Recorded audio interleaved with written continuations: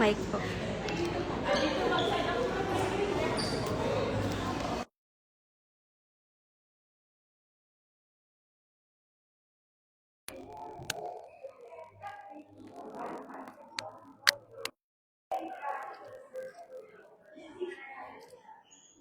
Mic din po tayo. Kung sakaling hindi mag-ano. Dala-dalawa. So, dalawa. Ay, siya. So, ganun. May na. Ganyan. Ay, hindi. Yung clicker. Next. Back. Saan na tayo? Back. So, medyo na. Okay. You can click po kayo. Oo. Ito, no. Ito. Tapos, that's monitor.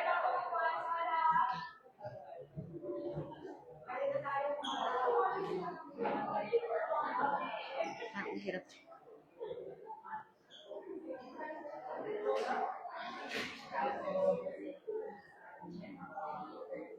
Hi, test.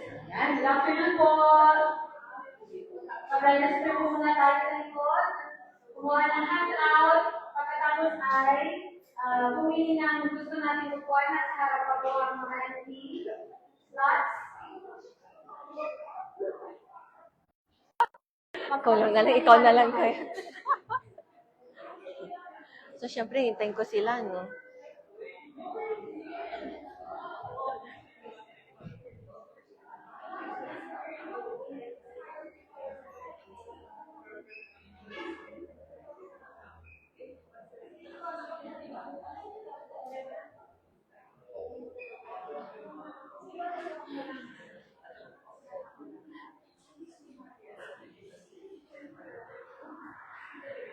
Ay, saglit.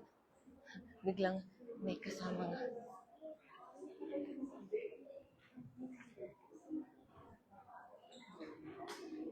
Pahingi ako ng handout kasi may prop pala dapat ako.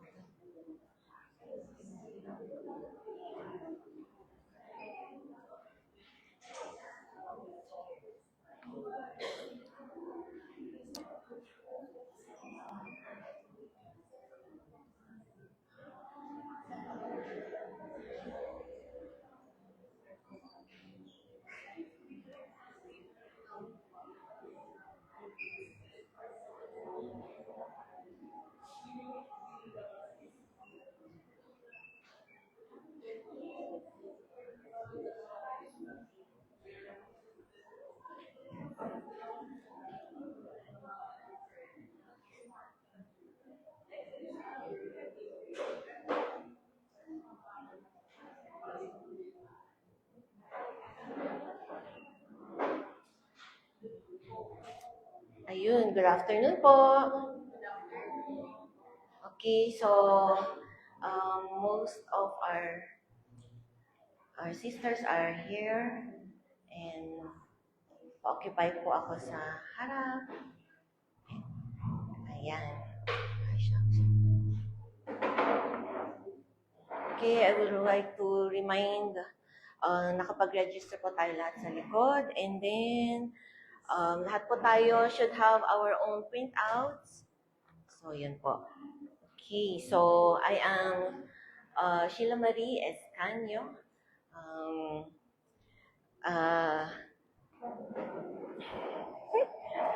Okay, I would like to welcome everyone.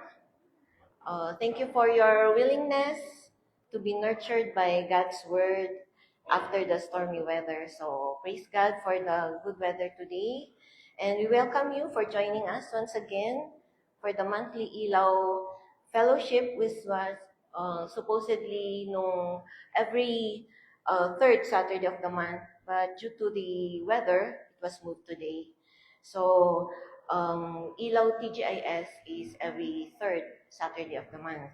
So I hope we will always be glad to listen to what God wants to learn through the Titus series, and likewise build relationships and friendships. Okay, so I would like to acknowledge, do we have first-timers? So, wow, marami. 1, 2, 3, So, welcome po sa Ilang Fellowship. Thank you for coming and I would like na sana you will be blessed. Yun. And then, so, okay. Yung ilaw natin for the first timers means inspired ladies at work. So, which is what we call our women's fellowship. We hope that you'll enjoy your time here with us and you'll be inspired to know God more. Ayun. Okay, so to be able to join us, we have also our QR code pagka sa group chat and our Facebook page. So, for the first timers, if you wanted to be part of this, so you can just take a picture of this for the QR code. Okay, next. For the birthday celebrants, for the month of July po muna. So, I would like to ask for birthday celebrants po ng July. I would like to ask you to come in front for the prayer. And I would like to ask Ate Julie to pray for us kasi kasama ako sa July. Hindi, August is for August na. Di ba? Kaya hindi ka na. August na siya. Dapat August, ay July lang. Be with me as we pray for them. Almighty and faithful God, we give you thanks for your are good. Your steadfast love endures forever. We thank you, Lord, for birthdays, for we see how trustworthy you are. Despite trials and difficulties, you continue to show how reliable you are by showing them that these are just but reminders that throughout their lives you are their sovereign God who is in full control. We thank you, dear God, on how you lead them in the path of your commandments, teaching them to turn their eyes on your ways and not on worthless things. We ask you, Lord, to continue to provide for all their needs, their physical and spiritual needs, that they may manifest how truly you are blessing them as wives, as daughters, or students, or any season of their lives they may belong, all for your glory and honor. All of this we ask in the mighty name of Jesus, our mediator and our Savior. Amen. Happy birthday! Happy birthday! Thank you. Ayun. Okay. Happy birthday. Okay, next. We are gonna pray for our solo moms, our prayer item. So, previously we were praying for missionaries, but then right now we're gonna pray for our solo moms naman. So, uh, magkaiba naman po ngayon. So, for i-flash po natin kung ano po ang prayer items for any season. So, kindly check this out na lang po. So, for our... Sorry. This is for our wives and wives with children. We have to pray for spiritual growth. One item is daily strength to follow Christ amidst challenges, wisdom in raising children in the faith, and consistency in their personal prayer and devotion. So yan po yung for ano. Ganito rin for the singles pala. Sorry ah. So, pa-picture na rin po for wives with children, and the singles. And for parenting challenges would be for the widows and solo moms, and for grandmothers. So ano naman ipagpipray ng mga widows or grandmothers? patience, wisdom and energy in parenting alone, guidance for disciplining and nurturing their children, protection and godly influence over their children, and prayer for their children's salvation and walk with God. So, ito po yung mga items nila.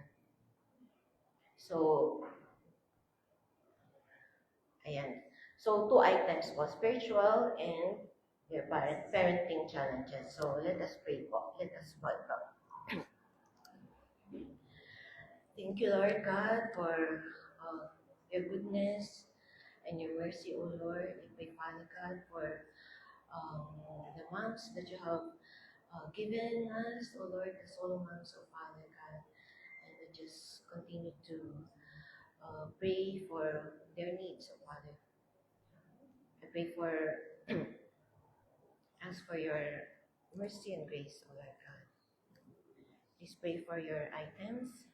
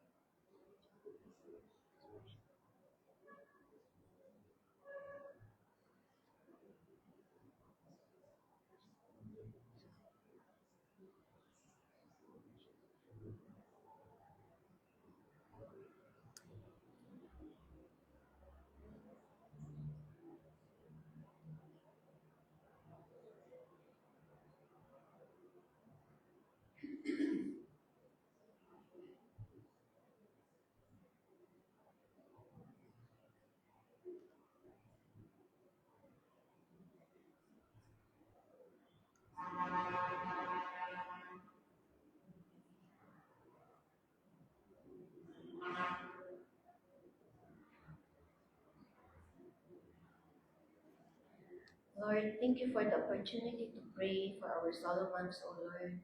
And thank you, Father God, for what you have given them, O Father God. And that, Lord, you will continue to pour out your grace upon them, O Lord. For this I pray in the mighty name of your Son, Jesus. Amen. Okay. So, for our announcements, for our August TGIS, which will be on August 16, God's purpose for saving grace, rescue us from the penalty of sin. So our speaker will be Sister Tony Anonas. That would be on August 16. And for our solo moms, meron po silang fellowship, which is in August 30, 2025. That is at 2 p.m. at the toddler's room. So they are studying the book Putting Your Past in Its Place by Stephen Viars. And on September 6, we are going to have our part 2 for decluttering, making room for God. So ito po yung decluttering series po natin. We started this last year. So we are going to have our part 2. This will be at 3 to 5, September 6, with Sister Ten Aguilar. So siya din po yung nag-start nung first part.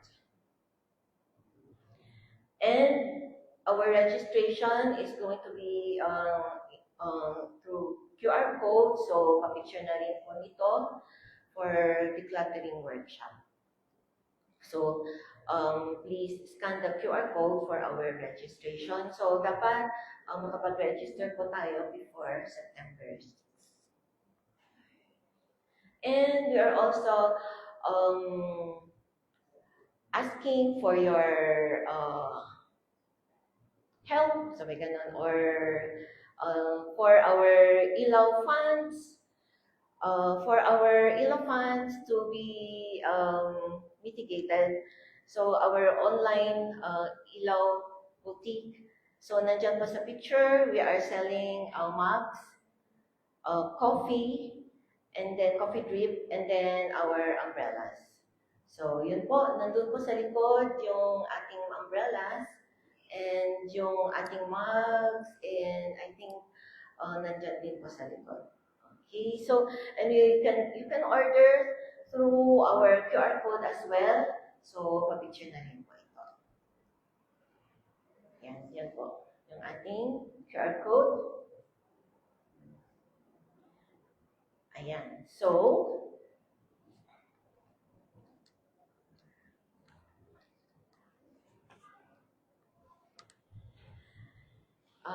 right now, I'm gonna introduce our speaker for today. I'm sorry. For our LOLB, sorry. Hello, good afternoon. I'm Sister Rods Mancalan. So, pasingit lang po ako ng konti kasi nagkaroon po tayo, remember, yung nag-attend ng LOLB or Life on Life Discipleship noong July 5. Nagpa-contest po tayo ng poster making contest depicting what is biblical discipleship. So, ngayon, i-announce natin ang mga winners. Okay? So, meron po tayong 4 categories. Meron tayong 16 groups. So, lahat naman winners. Pero each category, meron siyang parang grand winner. Sabihin na natin. Okay, so yung first na category ay Artistic Awards na. So, sila yung mga artistic po sa Okay. So, kung sino yung mga nandito, paging kahit na sino pong representative, kung wala yung inyong facilitators, sana yung facilitators, pero kung wala sila, anybody from the group na lang po. So, meron po tayong 3 winners. Group number 10. Ang group nila ay sina Joe Stewart, Amy Grande, Nida Ocampo, Arlene Boclares, Maria, hindi ka dito sa harap. Russell Dacias, ay.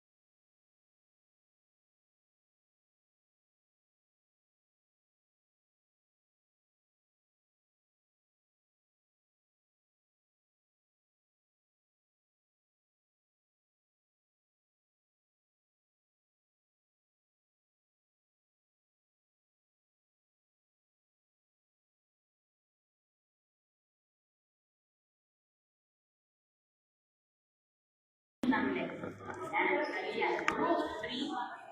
Yan yung grand winner ng Artistic Award. So, sila yung pinaka-artistic. Group 3. Ayan. Picture, tsaka chocolates. Next.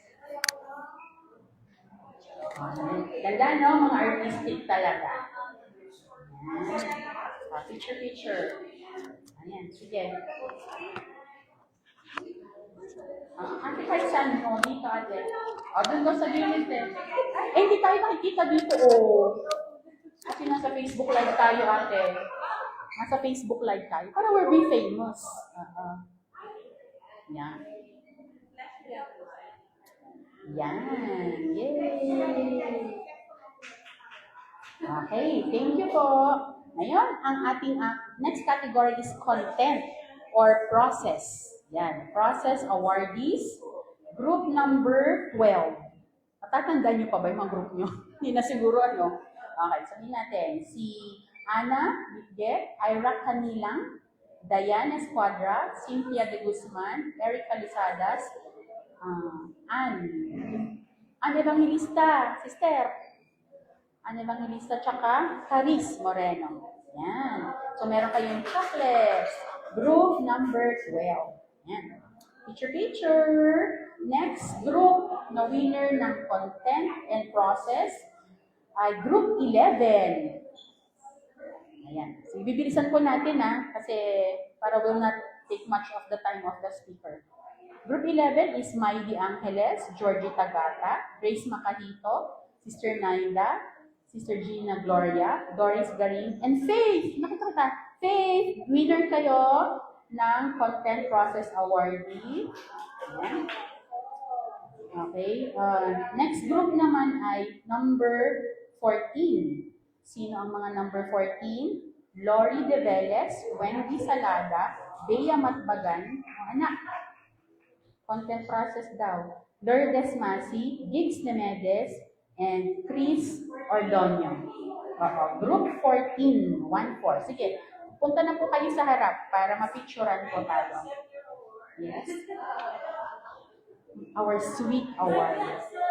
Sweet prizes. Yan. Next is group 16. Group 16, Sister Ace Calumne, Ella Ragasa, Farah Amon, Rods Matbagan, ako yun. Lisa Calderon, tsaka Helen Ayeras. Okay? Group 16. Kayo na lang kasi nandito ako. Ako yung kasama ko dyan. Okay. Ang winner, grand winner ng content and process ay Group 5. Sino Group 5? Maylene Barsaay, Karen Coquingan, Ami Macedonio, Judith Merador, Ate Ellie Apelado, Cam Aquino, tsaka Jessa Ulanday. Sister Maylene, mukhang ikaw lang. 5. Winner number 5. Sila ang grand prize winner ng content process. Yay! Congratulations! Next category naman. Comprehensive awardees are tables group 4, 2, and 6. 4, 2, and 6 plus meron pang isang grand winner. So group 4, Marian Cachero, Les Abenes, Ben Martinez, G. Kier, Rose Nebres, Vivian Torres, and AJ Ombahin. Last sila, no? Di pala, picture na lang. Picture. Para may proof tayo. Okay, group 4 muna. And then group 2 is Ate Mavi. Then Abby, Sister Abby Torinan. Paz, Malianes, Miriam, Jean, Managtag, Feli, and Riza. Riza, kasama ka dito. Sama mo si Sister Abby. Group 2 yan. Okay, group 6. Abby Canipas, Jen de Guzman, Dali Ocampo, Grace Nemedes, Tony Villanueva, and Lenny Consalva. Meron? Parang, ayun. Grace Nemedes, yay. Group 6. Group 6. Congratulations. And the grand winner for the comprehensive poster is Group 7. Group 7, Jill Grande, Trisha Ordonio. Ayan, nakita ko si Trisha. Fe Anis, Lisa Balancho, Jana, ano pinadali dyan? Irene Consolacion, Myra Elipane. Nandito ba si Myra? Actually, nandito siya. Wala. Okay, si Trisha. Buti na lang nandyan. Okay. Group 7, ang winner ng Comprehensive Award. Okay. Next category is Practical Award. So, pinaka-practical sa discipleship. Okay, groups 9, 1, 8. Okay, group 9. Nicole Espenilla, Kimchi, Lorna, Nid Zaparitas, Mamu, Presi, tsaka Jem Kakas. Yay! Number 1, Mitzi Fernandez, Karen Estacio, dito ba? Evelyn Pelingen, Kenny Riego, Kenny, nakita kita kanina. Kenny, group 1 ka, isa ka sa mga practical awardees. Ten Aguilar, Dang Hernandez, and Sister Lynn Oro. Lynn Oro, ang lakad ko eh. Okay. Group 8. Group 8, Rhea Dionisio, Sofia Sorigao, Christine Pasis. Sister Christine, nandito ka ba? Parang nakita ka kanina. Flor Aquisio, Dulce, Aurea Takigan, and Gina De Guzman. Meron ba? Group 8? Wala. O, yung paki-accept na lang. And the grand prize winner of Practical Award is Group 13. Sheila Escanio, Thea Palugipan, Ason Alejandro, Jang Daliro, May Dukulan, May Evangelista, sama ka, tsaka Darlene Bello. Meron? Yan na. Okay, so, thank you very much po sa inyong participation and for giving us this opportunity to give you awards. So, sa mga hindi pa nakaka-receive ng awards sa mga susunod po na activities natin, please join us po. Thank you very much. Ay, Group 4 Comprehensive Award. Marian Des Bench, Rose Victors, wala lang reference. Sige, dito na mo siya. Ayun. Congratulations to all of us. Yoo-hoo! And now, we are here to our series, God's Plan for Bond Servants and Employees. So our speaker for today is a servant of God and a bearer of divine wisdom, whose professional journey reflects a deep commitment to excellence, integrity, and purpose in the workplace. Sister Fran Moredo is an experienced human resources manager with a strong background in the aviation and aerospace industry. She brings with her 4 decades of worth of expertise in talent management, coaching, strategic planning, and employee engagement. She is a devoted wife to one of our elders here in the church, Brother Mon Moredo, for 40 years already, and they have been blessed with 3 lovely children and 2 grandchildren. Today, she will help us explore how we can serve faithfully in our secular jobs and everyday work. With that, to exhort us on the topic, God's Plan for Bond Servants, let us all open our hearts as we warmly welcome Sister Fran Moredo.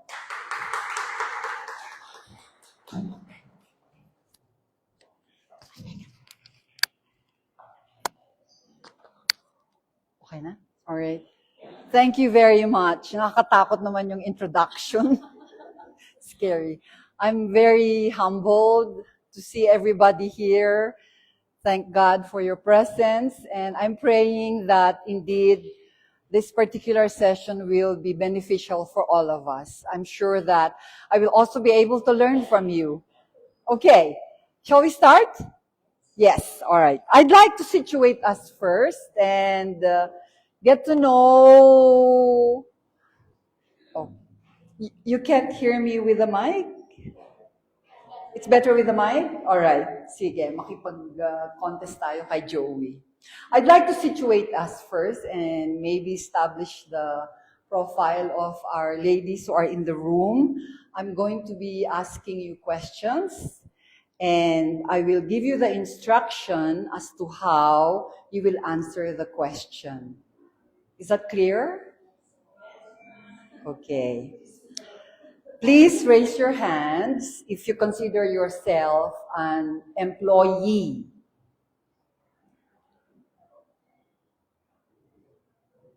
Okay, don't be shy. Raise your hands. Raise your hands. Okay. Please raise your hand if you consider yourself an employer. Okay. Alright. Sige. Yung mga iba sa atin, hindi nagtaas ng kamay. So, you're probably in between, you're unemployed, PMA, you know, do you know PMA? Pahinga muna, anak. Yeah, okay. So more or less, I get to know. Okay, now, here, this is going to be partly a listening exercise. Don't be shy. You are going to shout out your answer if I count to 3. Is that clear? All right, now, you will also get to know the dark secrets of your neighbors. So you have to open your ears. Okay. Remember, you are going to shout your answer at the count of 3. Okay. How many years have you been in your current job? 1, 2, 3. Sabi ko 3, di ba? All right. How many years have you been in your current job? 1, 2, 3. Okay, so now you see there's a variation, right? One more time, listen very well. How many years have you been in your current job? 1, 2, 3. Okay, all right, okay. Next. Do you like your job? 1, 2, 3. Yes. Did you hear a no? One more time. Do you like your job? 1, 2, 3. Yes. Did you hear a no? Some people didn't answer. Okay, that tells you a lot. Okay, next. Do you like your boss or your supervisor? 1, 2, 3.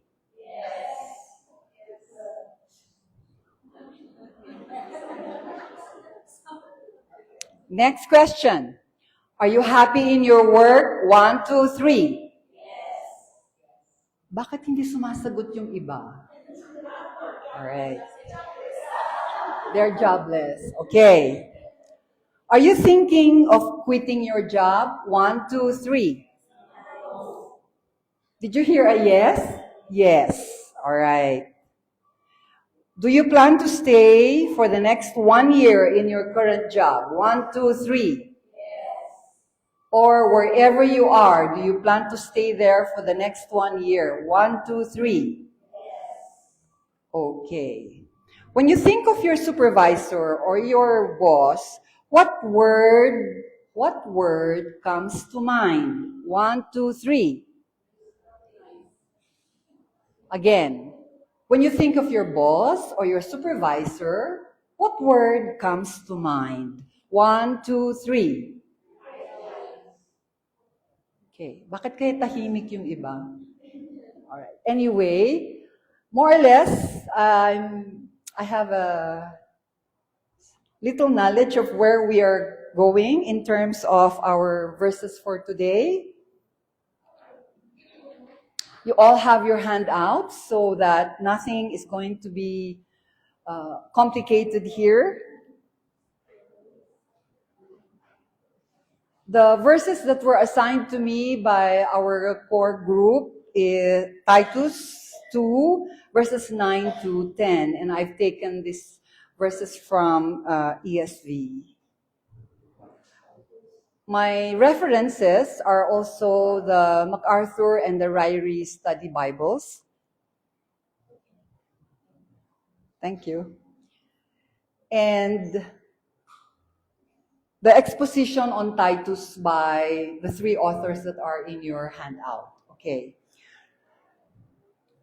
So what are the themes of Titus? The inseparable link between faith and practice. So if we've been coming to this church for years, we have all been steeped inartem. Are you familiar with that expression in Ilocano?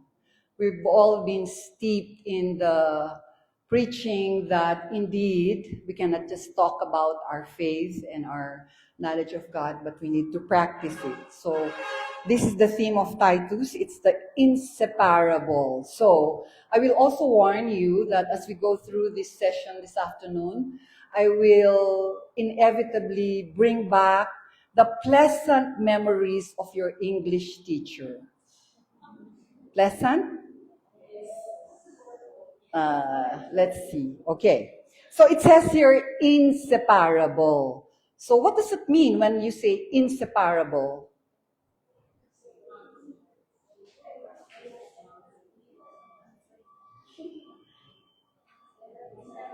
Cannot be separated, right? Okay. Yes. And between faith and practice, at the same time, belief and behavior. And you and I are fully aware that whatever is really your belief will be manifested in your attitude and in your behavior, and inevitably in your relationships with the people around you. Alam mo, Bea, hindi ako marunong nito eh. It's okay. It's better here. I've lost practice since I retired, so it's a bit rusty. Okay, let's move on. Titus 2:9 urge bond slaves to be subject to their own masters, in everything to be well-pleasing, not argumentative, and 10, not pilfering, but showing all good faith so that they will adorn the doctrine of God our Savior in every respect. So those are the two verses that we're going to focus on this afternoon. Okay, moving on. What's the background here, particularly in this, the Titus 2? We've been having sessions on Titus 2 already, so this is very similar to the background that your other speakers have discussed with you. Paul left Titus in Crete, where the situation is critical due to the existence of false teachers amid the fledgling churches. Hence, this letter reminding them of Christian living. Anong ibig sabihin ng fledgling? Bakit kailangan sumulat ni Paul? Kasi fledgling daw yung mga churches. What does that mean? Anyone? Sorry? Worldly. Any other? Sabi ko na sa iyo, English subject to di ba? When you say fledgling, what does it mean? What does it, sorry? Derail? Fledgling?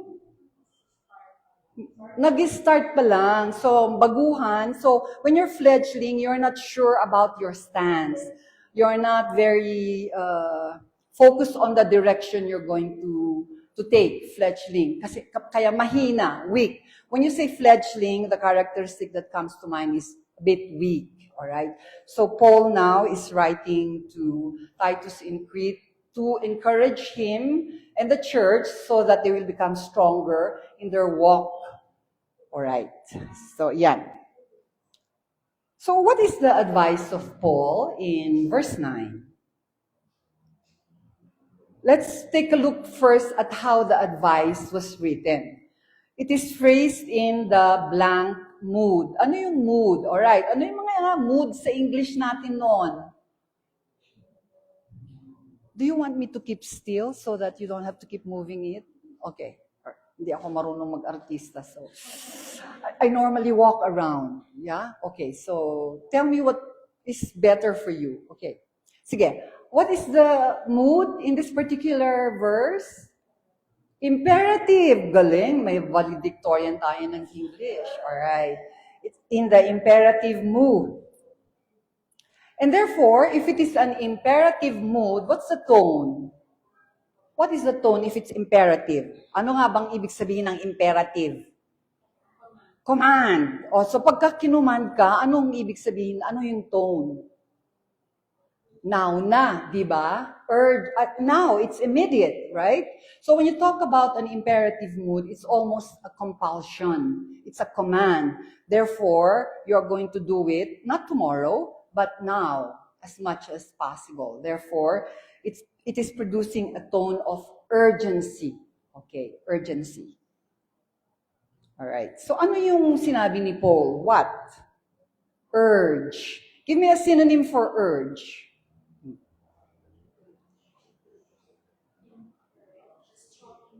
Strongly encourage. What else? Convince. Thank you very much. Yes. Urge. To try earnestly, almost a compulsion, or encourage someone very strongly. Urge. Okay. Who? Sinong tinutukoy dito? Bond servants or bond slaves, or generally the study Bibles of Ryrie and John Mack actually say that this is now referring to employees at the present time. Both of these study Bibles say this will generally apply to employees. Okay. What is the counsel of Paul? Be, the first one, well-pleasing. Alright, wala naman tayong problema sa advice na yan. Well-pleasing. What's the opposite of well-pleasing?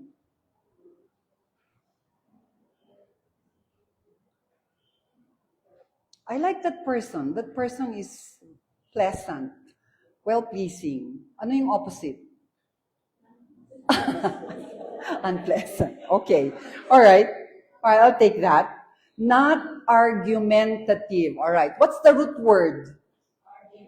Argument. And if there is an argument, The implication is there are two people who do not agree with each other. So, ang sinasabi ni Paul dito, kung tayo ay empleyado, dapat hindi tayo argumentative. Alright. So, question is, are you? Ayan, sasagutin natin lahat yung mga tanong na yan mamaya. Not argumentative. Paano if you want to plead your case because you think you're right? You can't argue? Yes, you can't argue, right? Cannot?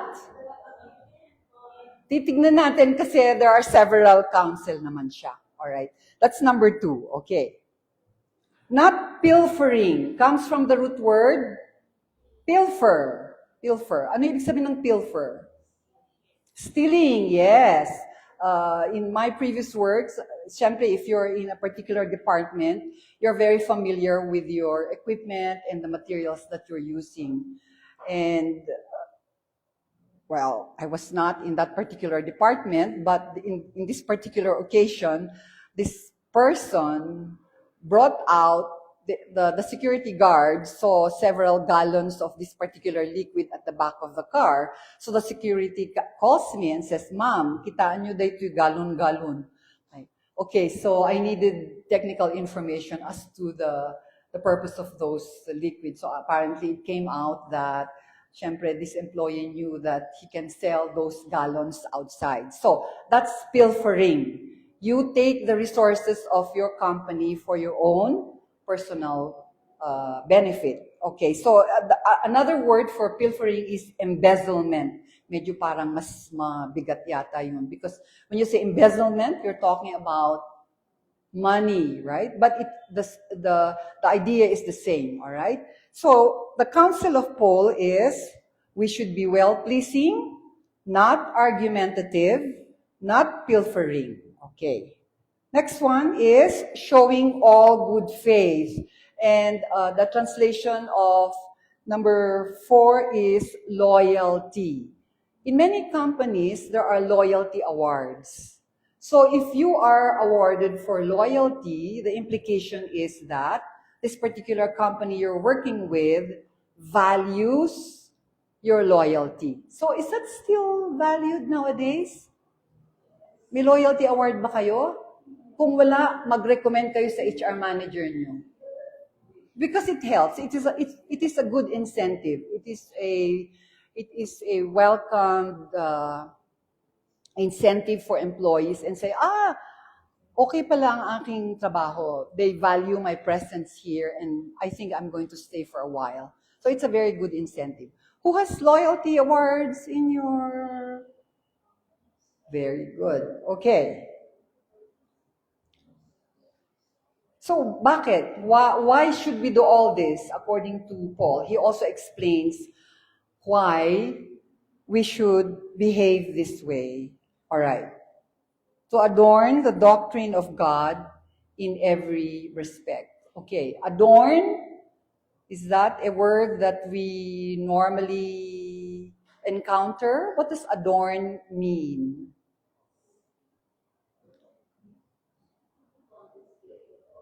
Sorry? To put on. To display, yes. Para i-display natin to show, right? So why Paul is telling these people in Crete to do all those things because by their behavior, by showing their faith in practice, the connection of their belief and their practice, they will be able to adorn the doctrine of God in every respect. Adorn means to display. Para makita, alright? Okay. So what are the key themes? I'm repeating this time for verse 9 and 10. True Christian living will commend the gospel to others. So this is very closely tied to the theme of Titus that we have displayed earlier. If indeed our colleagues see Christ in us, then that is the way that we live our Christian life, and it will commend the gospel to others. Good works have an important place in the lives of believers. I think that if you're doing number 1, number 2 will also come very easily because it's supposed to be the fruit.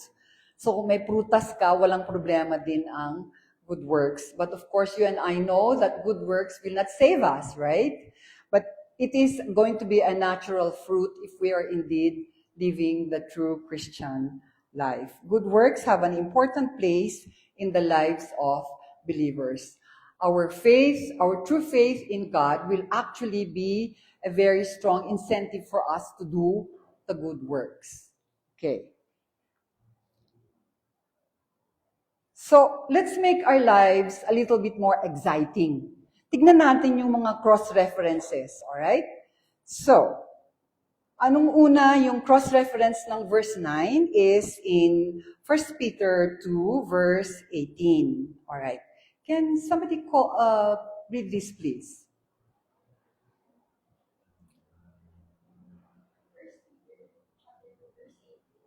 Servants, be submissive to your masters with all respect, not only to those who are good and gentle, but also to those who are unreasonable. Okay, what is the word there that makes you rethink the cross-reference?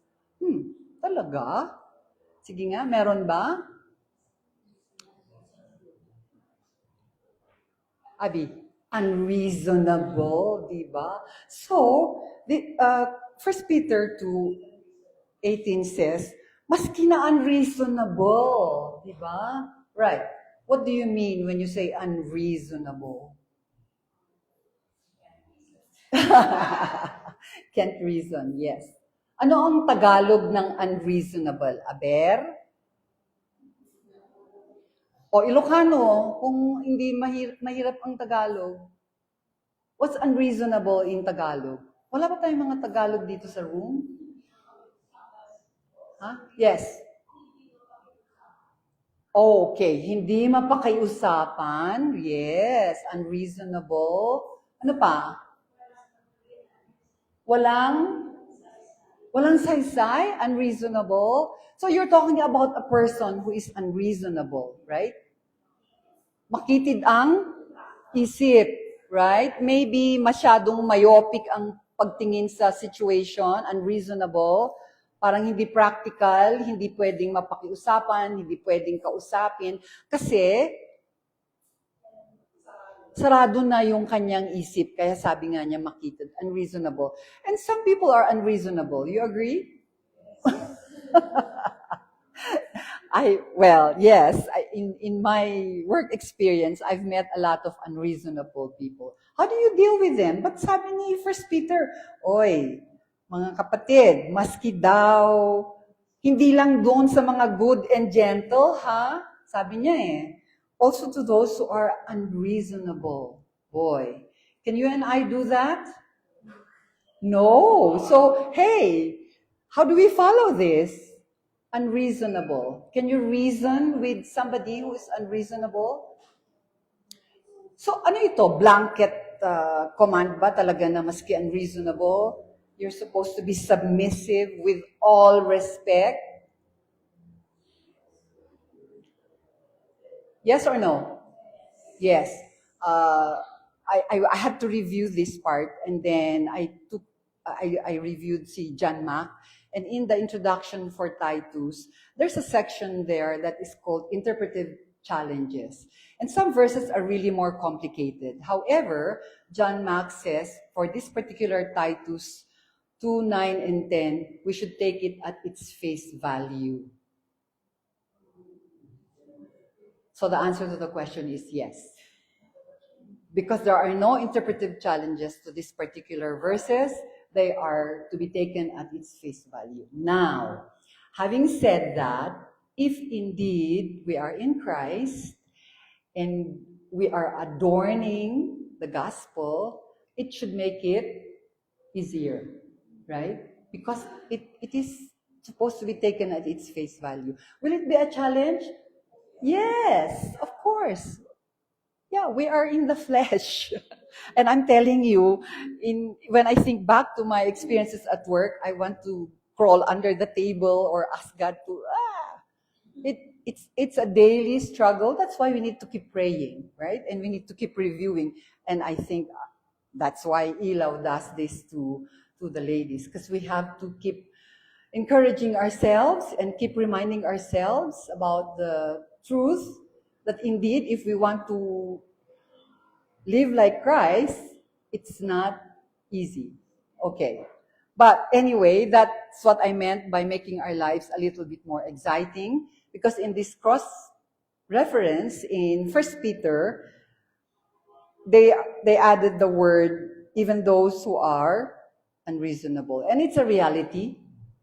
You agree? Yes. Okay. Oh, some of you, yung iba nangingiti, yung iba okay. Shaking their heads. Yeah. All right.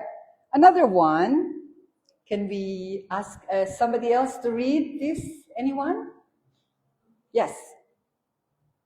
Colossians chapter 3, verse 22 states, "If all the people who are your masters on earth, not in external service, as those who really please men, but with sincerity of heart, fearing the Lord, whatever you do your work heartily as for the Lord rather than for men." Okay, when I saw this, for me, this is the kicker. If you think that you're doing the job, actually not for your boss, but for the Lord, it's going to make it easier. This reminds me of an experience before when our kids were still in high school, and we saw our niece, si Mariko, I think she was given a punishment for something. So she was asked to sweep the grounds.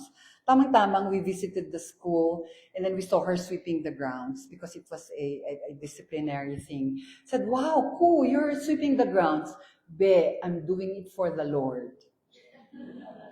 So if every one of us went to work on Monday, even if we are dealing with an unreasonable boss, and we think of Colossians 3:22, it will make our day go faster. Ay, salamat, alas 5 na.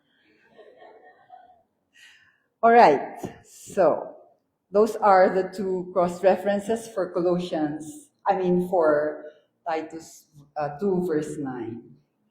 Now, let's move to the conclusion, and Paul provides instructions to believing masters, so kasama na tayo dito yung mga employers and slaves, regarding their relationship to each other in the Lord.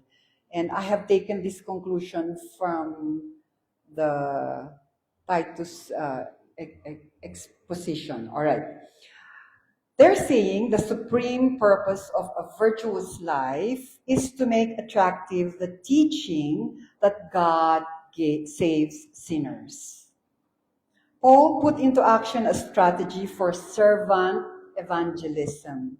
Here is their mission field. Here is their place of ministry. In other words, kung nasaan man kayo, yun ang inyong mission field. You don't have to look anywhere else anymore kasi that's where God put you. So that's your mission field. That's your mission field, wherever you are. Okay? So kung ano man yung trabaho nyo, wherever is your position, that's your mission field. And therefore, that is your place of ministry. So, question, are you ministering to the people around you? When they see you, what do they see? Ay, ang sungit niyang babaeng yan. Parang hindi ko alam na Kristiyano pala siya. Maybe some days they'll say that, but on majority of the days, hindi, mabait talaga yan. Christ-like yan. I don't know. It's a question.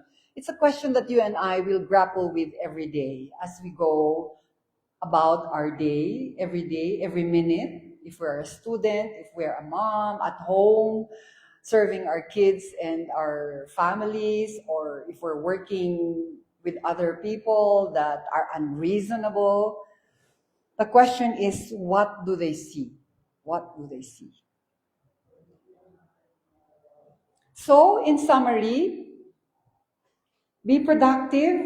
Take a look at Colossians 3:24, please. Anyone who's ready?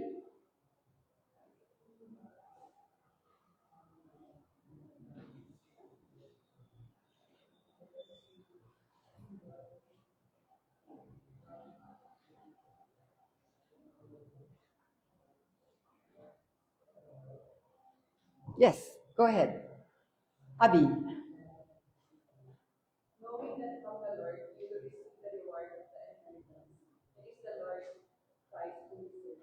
All right. So it's a repetition of the other verse we saw earlier that you are actually serving the Lord. Be productive.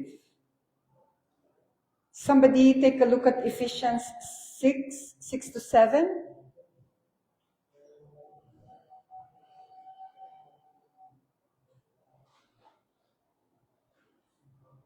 Yes, please.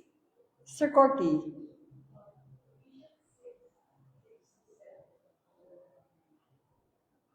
by the way of eye service as people pleasers, but as bondservants of Christ, with the will of God in heart, rendering service to the good will, after the Lord will not.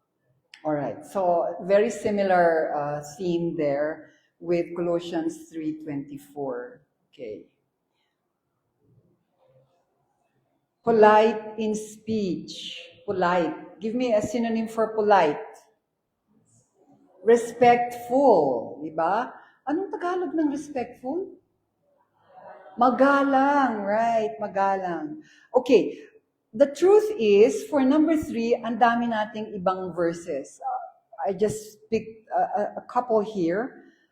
Proverbs 18:7. Anyone?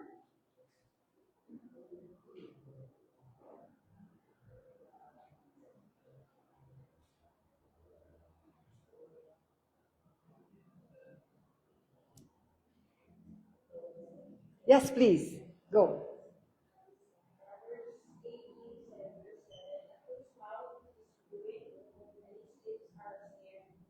Right. Okay, it's about our speech. Proverbs 18:21.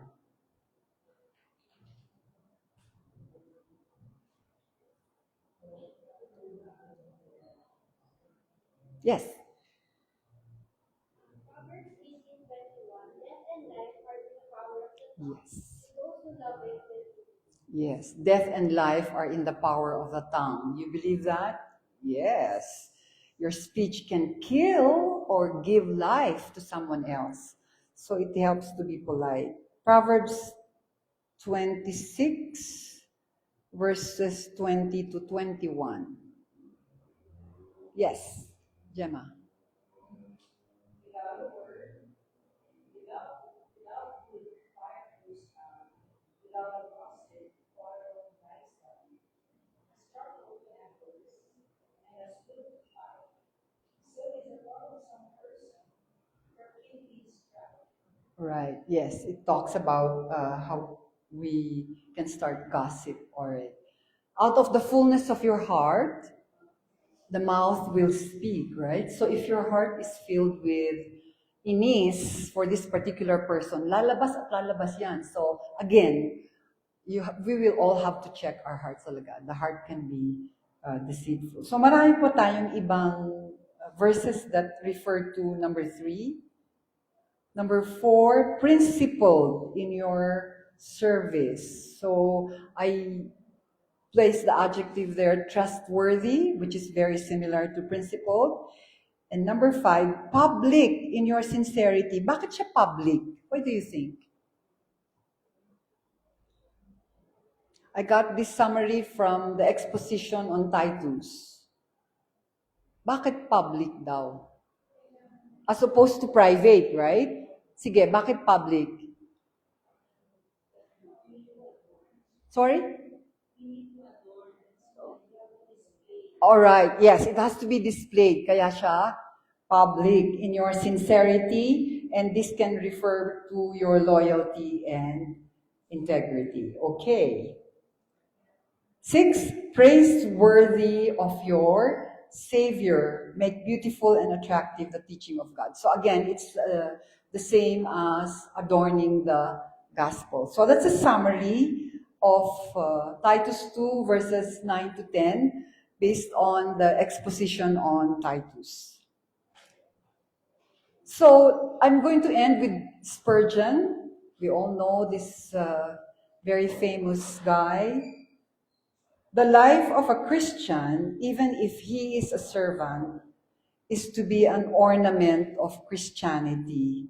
Christ does not look for the ornament of his religion to the riches or to the talents of his followers, but to their holy lives, that they may adorn the doctrine of God, our Savior, in all things. So you will see that same theme of adorning the doctrine of God in our lives is streaming in all the verses.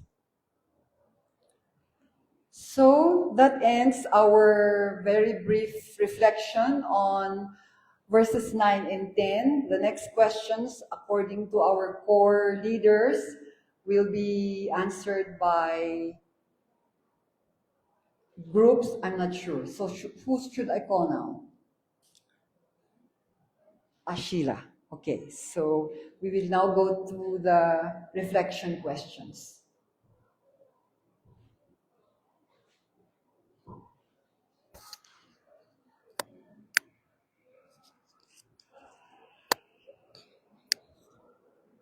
Ayun, thank you po, Ma'am Fran. So, for our reflection questions, we will group ourselves by twos, I guess. And then, by twos, tapos yung mga core and workers would be partnering with others. And then, we will be sharing based on our reflections questions and then yung prayers po natin. So, we will be getting pictures as well while you are having your reflections. And then, para mai-post din po natin sa Ilaw GC natin. And then, we will be having our snacks as well as we go through our reflections. So, ayan po. We are going to group ourselves. And then, we can stay as long as we want. Hanggang 5 p.m. lang po tayo. Pero, pwede ba naman kwentuhan?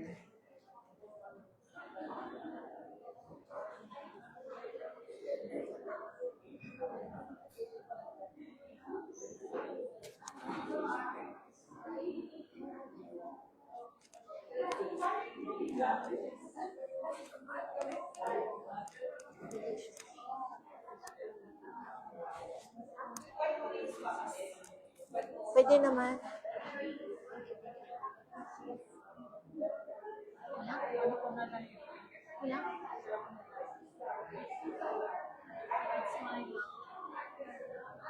Ha?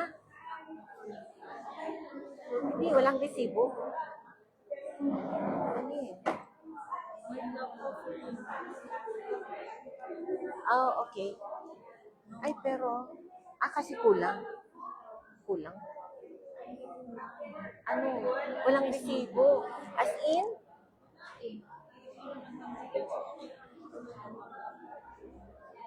Di ano, kasi hindi rin natin. It's okay, sis. Ano, sino ka partner mo? Sino ka partner mo? Okay, okay. O tayo na, dalawa.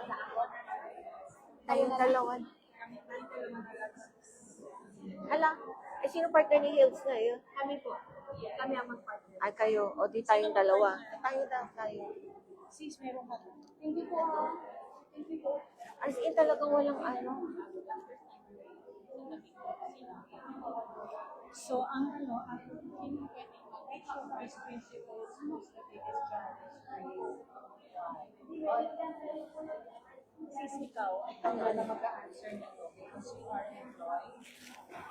Ano gagawin natin? Gusto niyo pag-groupin niyo yung dalawang ano doon Pag-splitin natin Ako, sila. pag-splitin nyo na lang siguro pa kayo ng kultilo. Hindi lang nyo madiretso. O tara, mag-split tayo. Dalawa. Splitin natin daw sila. Halika nga, ay. Splitin natin.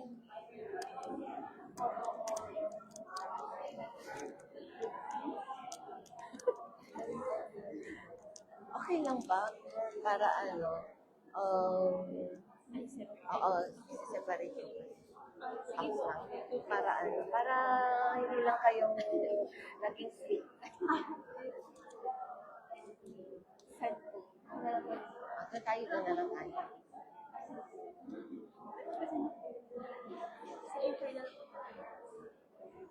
Ay, sorry.